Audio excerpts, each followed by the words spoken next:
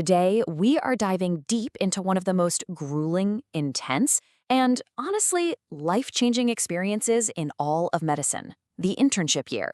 This is the moment a student with a mind absolutely crammed with textbook knowledge first gets to hold a patient's life in their hands. So, how do they even begin to survive it? It all kicks off with this feeling right here. It's this universal wave of self-doubt. You spend years in classrooms, and then suddenly you're on the floor, and there's this one terrifying question just hanging over your head. Okay, can I actually do this? And that really is the million-dollar question, isn't it? So that's what we're going to break down today. We are going to look at what it truly takes to make it through and maybe even thrive during this wild year that literally forges a student into a physician. So first up, let's talk about that leap. Because the internship, it's not just another year of school, not even close. It's the bridge where all that theory just smacks right into reality. For the very first time, the decisions an intern makes have immediate, real-world consequences. And when you look at the goals for this year, they go way beyond just the medical stuff. I mean, yeah, of course, applying knowledge is number one, but look closer. This is about learning how to talk to people under incredible pressure, building actual earned confidence, and living out your professional ethics every single day. It's about building the whole person, not just the doctor. Okay, so to juggle all of that, an intern needs a toolkit. And I'm not talking about just a stethoscope and a pen light. Nope, they need mental models, frameworks to manage the absolute chaos and make sure every single patient gets clear, consistent, and safe care. One of the first and most powerful tools they get is the SOAP model. This is the absolute bedrock of medical documentation. It's a really simple, elegant structure. S is subjective. That's what the patient tells you. O is objective. That's what you can measure and see. A is your assessment. What do you think is going on? And P is the plan. What are we going to do about it? This simple framework brings order to the most tangled cases. And this right here is why SOAP is so non-negotiable. It ensures what we call continuity of care. A patient's chart, it's like a living story, and any doctor, any nurse needs to be able to pick it up at 3 a.m. and instantly understand the plot. In medicine, good, clear notes literally save lives. It is that simple. All right, now we're walking into the pressure cooker, the emergency room. This is where an intern's training gets put to the absolute test. The ER is pure chaos, but your thinking can't be. You have to have a system to find the signal in all that noise.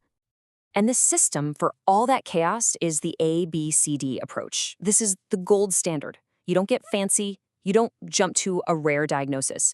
You systematically check for what's going to kill the patient right now. Airway, breathing, circulation. You fix those problems before you even think about anything else. It forces you to put first things first when every single second counts. Okay, so put yourself in the white coat. A patient is rolled in, their heart is racing, their blood pressure is in the basement, and their skin is cold and clammy. The clock is ticking, you've run your ABCs, and see, circulation is flashing red. This patient is in shock. But what kind? This is that moment of truth. Getting this question right and getting it right fast can mean the difference between life and death. So, what's your top diagnosis? An intern's mind is racing through a mental table just like this one. Looking back at our patient, the super fast heart rate, the low blood pressure, well, hypovolemic shock from something like blood loss is a huge suspect. This isn't just a list to memorize. It's a mental flowchart for getting the right treatment going right now. You can't treat all shocks the same, and this is how you make the right call in a hurry. But here's something every intern learns, and they learn it fast. You are never, ever alone. Medicine is not a solo performance. It's a team sport, and figuring out your role on that team is every bit as critical as knowing your ABCs. Every intern is walking this professional tightrope. On one side, you have rights, the right to guidance, to a safe environment. But on the other, you have these massive duties. Know your limits, own your mistakes, and, this one's the most important, ask for help. In this field, knowing what you don't know is one of your greatest strengths. And that help, it comes from this huge network of people. It's not just the senior doctors, it's the nurses who notice a tiny change in a patient at 2 a.m. It's the pharmacist who catches a drug interaction that could have been disastrous. It's the lab tech who runs the test that confirms your diagnosis. A smart intern learns real quick that great patient care is a conversation between every single person on this list. So we've seen the fear at the beginning, the tools they need to survive, the absolute chaos of the ER, and the power of the team. All these pieces come together to do one thing: to forge a physician. In the end, it all boils down to this: one single year. Just 365 days of intensity, of exhaustion, and of moments of pure joy that lay the foundation for an entire career.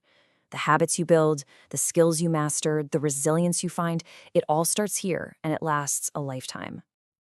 And that leaves us with one last really big question. We've talked about how this year forges the doctor, the skills, the knowledge, the teamwork.